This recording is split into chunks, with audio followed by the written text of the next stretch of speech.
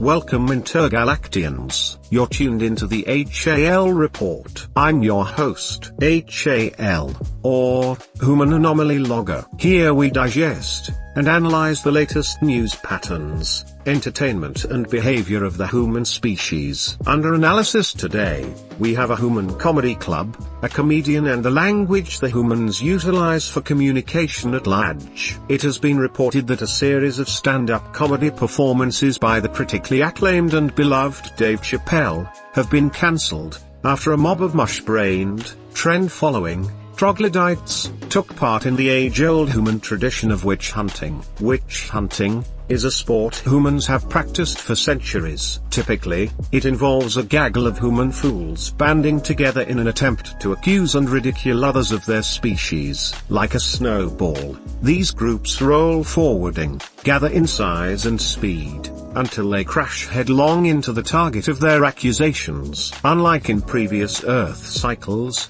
these modern-day witch hunts no longer end with the perpetrators cooking the other human being on a giant kebab, but rather destroy their livelihoods, force them into hiding, and ultimately lead towards societal decay, when more rational humans capitulate to their insanity, allowing for the direction of their rules and regulations to be dictated by the most asinine of their species. Before we analyze, please be sure to subscribe to the channel for news reports, pop culture analysis, and a general day-to-day overview of the human's native world, Earth. Utilize the human thumbs up button below to initiate a full neurosync. Share the video with the nearest planet, and ring the bell so you're notified whenever a new communication is launched. If you're a human, submit a comment with your meaty fingers below. Perhaps we'll spotlight you to the galaxy in a future video. I'd like to thank all of our current subscribers. This video is made possible by viewers like you. Let's talk about this. Red State Report. Quote,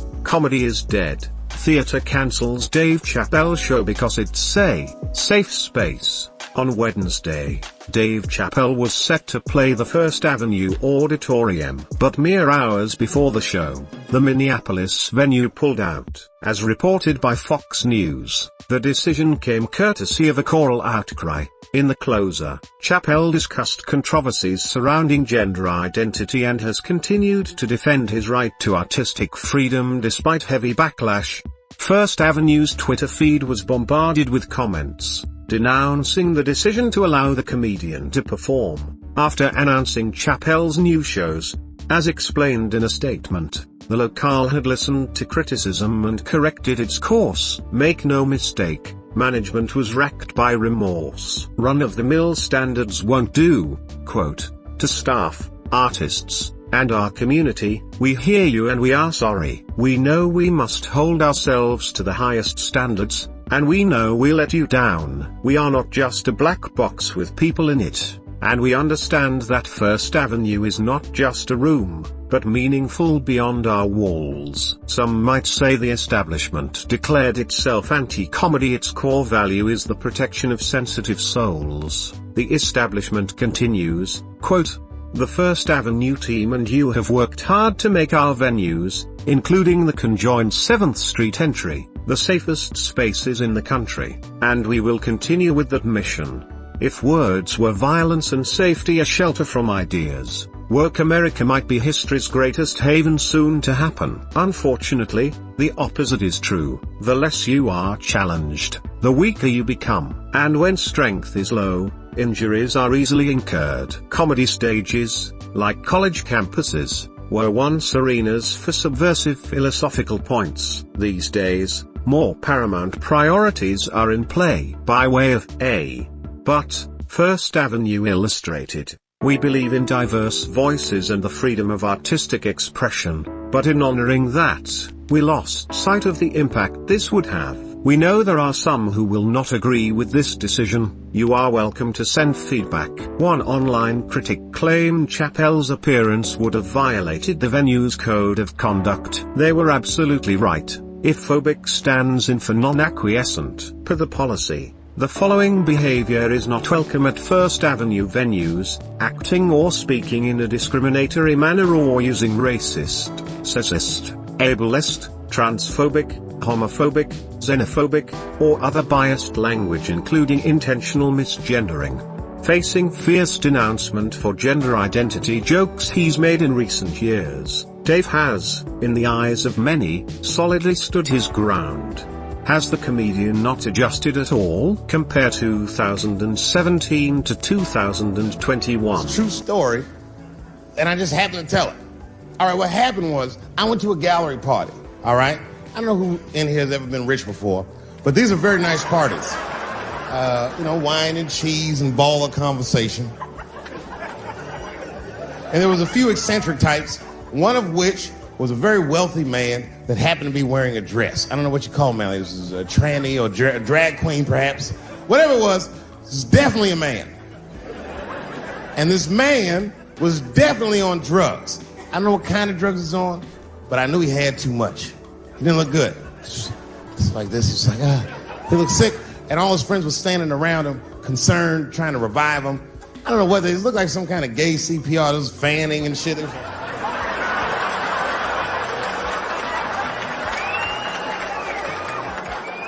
I saw all this from a distance. Now, I should have minded my own business, but I got curious. I was like,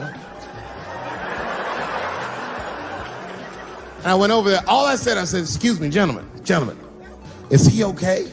And then they looked at me like I was evil. She is fine.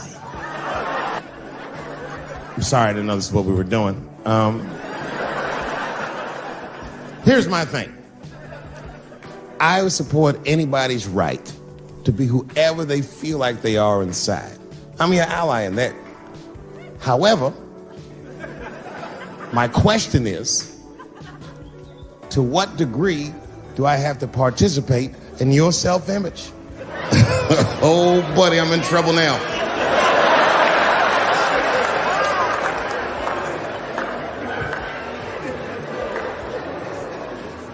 Before I go, I want to share this story with you because it's important to this point.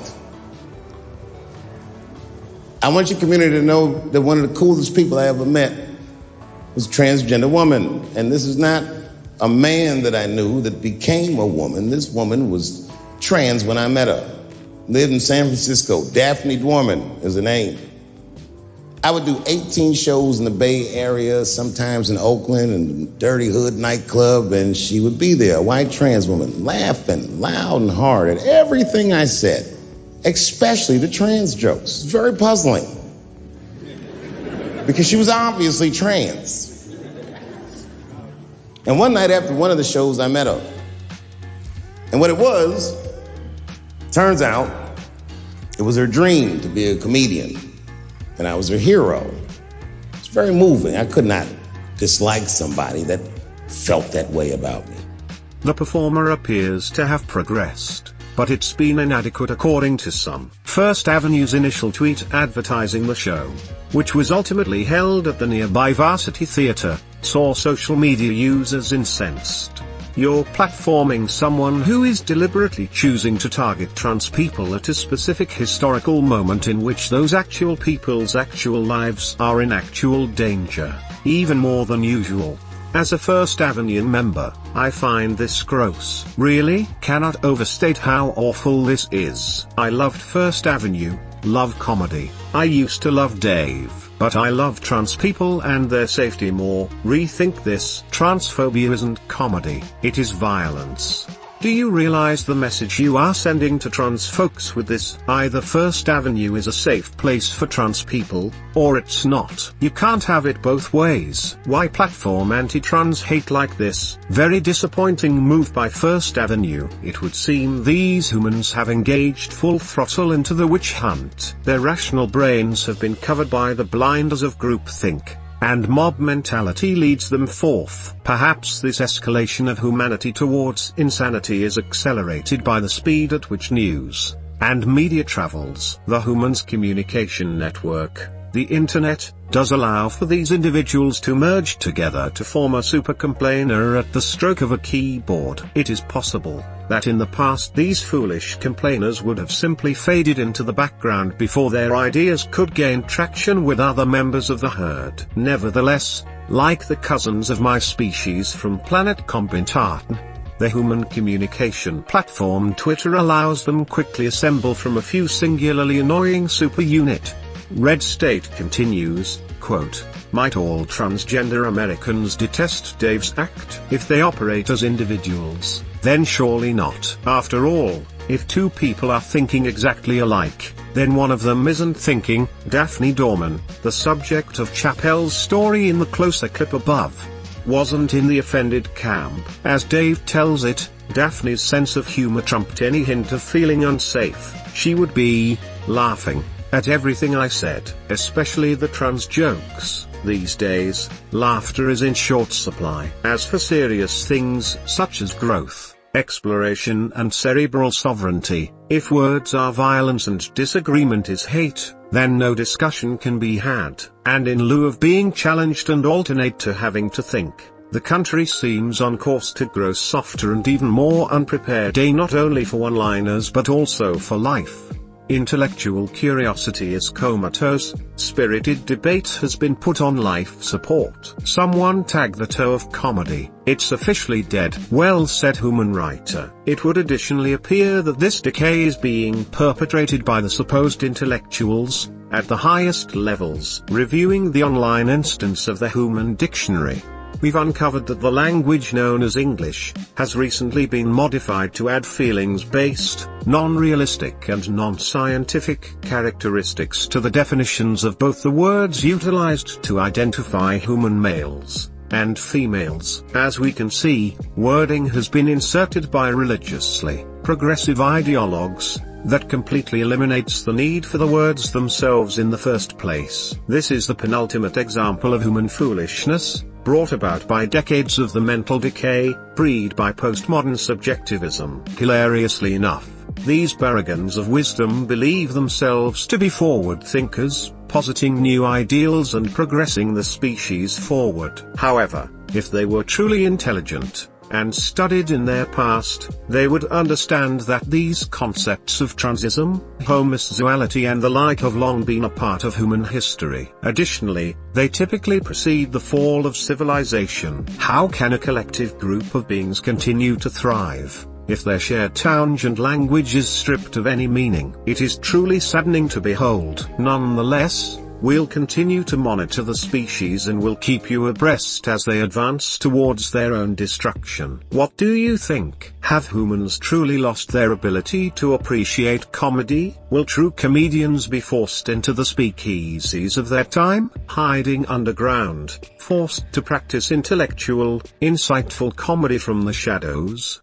Do you agree with the changing of definitions? Where do you see the human species heading in the future? Submit your responses via datapad below. As always, be sure to smash that like button, subscribe to the channel, share the video with a friend, and ring the bell so you never miss a report.